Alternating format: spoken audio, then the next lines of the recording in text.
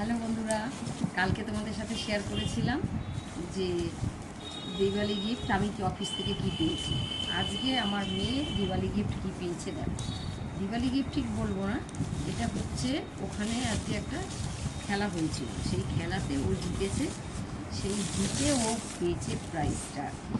এটা দিওয়ালি গিফট হোক আর যাই হোক, দিওয়ালি হিসাবেই খেলাটা তো হয়েছিল, সেই মেয়েকে পেয়েছিল।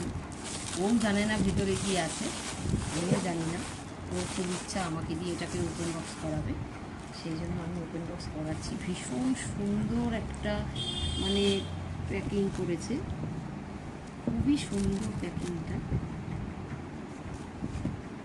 খুবই সুন্দর প্যাকিংটা, কিন্তু বুঝতেই পারছি না যে কোন জায়গাতে এই যে খুলে গেছে এইভাবে। ওয়াও, অসাধারণ অসাধারণ জিনিস, মানে ভাবার বাইরে, মানে কি বলবো, এত সুন্দর জিনিস। দেখো এরকম একটা বোল পেয়েছে, এটা গ্লাস বোল, তার সাথে পেয়েছে এরকম একটা ঝুড়ি। তার মানে এটার মধ্যেই এই বোলটা সেট হবে, এই বোলটা এটার মধ্যেই সেট হবে। খুব সুন্দর, দেখো দারুণ সুন্দর জিনিসটা।